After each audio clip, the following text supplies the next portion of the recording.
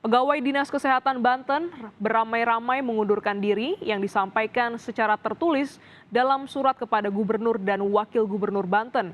Terdapat 20 pejabat eselon 3 dan 4 yang menandatangani pengunduran diri di atas materai. Pihak BKD Banten sudah menerima surat pengunduran diri itu dan akan melakukan klarifikasi oleh tim penilai kinerja. Assalamualaikum warahmatullahi wabarakatuh. Dari berita yang ditampilkan di awal video tadi, perihal pegawai Dinas Kesehatan Provinsi Banten yang beramai-ramai mengundurkan diri dari jabatannya, jelas sangat disayangkan sekali. Di mana ASN sebagai pelayan publik seharusnya mampu berperan sebagai penyelenggara tugas umum pemerintahan dan pembangunan melalui pelaksanaan kebijakan dan pelayanan publik yang profesional. Pejabat yang melakukan pengunduran diri membuat pernyataan bahwa mereka bekerja dengan penuh tekanan dan intimidasi.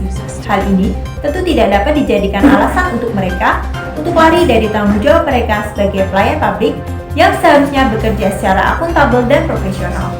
Mereka seharusnya bisa memegang prinsip pelayanan publik yang baik untuk mewujudkan pelayanan yang prima bagi masyarakat. Sedangkan untuk pejabat yang menjadi tersangka kasus pengadaan masker ini juga telah melanggar sumpah profesinya sebagai pelayan publik.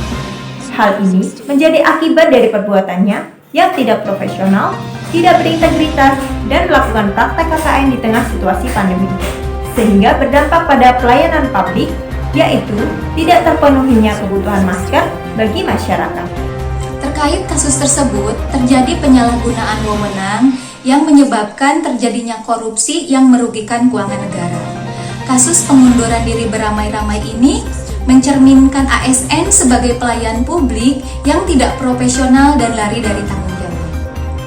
Dalam kasus ini, peranan whole of government tentu sangat penting. Salah satu hal yang bisa dimaksimalkan penggunaannya adalah LPSE atau biasa disebut dengan layanan pengadaan secara elektronik.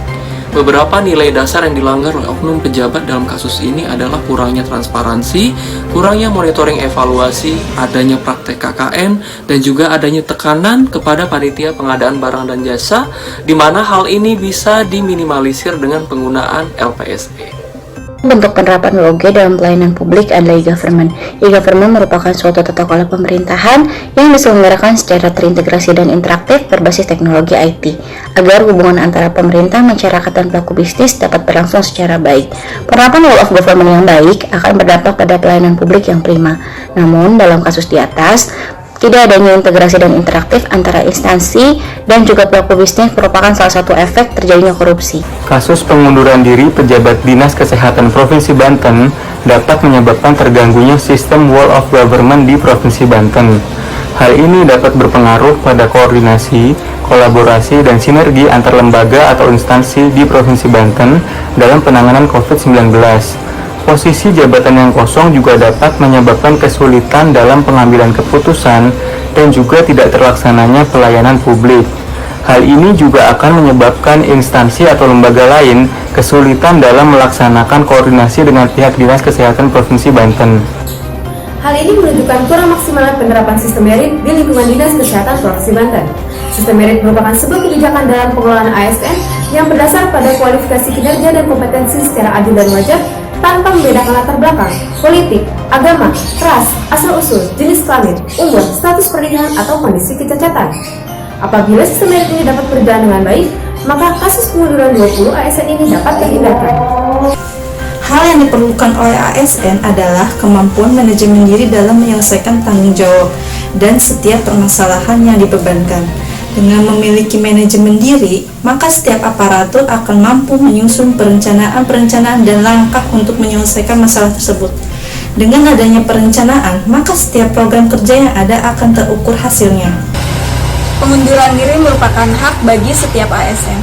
Akan tetapi, pengajuan pengunduran diri oleh pejabat Dinas Kesehatan di masa pandemi COVID-19 merupakan ketidakcakapan dan tidak profesionalnya pegawai ASN dalam menjalankan tugas jabatannya. Kasus korupsi pengadaan masker dan pengunduran diri 20 pejabat Dinkes Provinsi Banten, hal ini tidak perlu terjadi kalau saja para pejabat memahami akan tugas dan fungsi seorang ASN. seperti diamanatkan dalam Undang-Undang ASN Nomor 5 Tahun 2014 bahwa ASN sebagai pelaksana kebijakan publik, ASN sebagai pelayan publik, ASN sebagai perekat dan pemersatu bangsa. Pada hakikatnya, tugas dan fungsi ASN adalah mendharma baktikan diri kepada bangsa dan masyarakat selaku pelayan publik.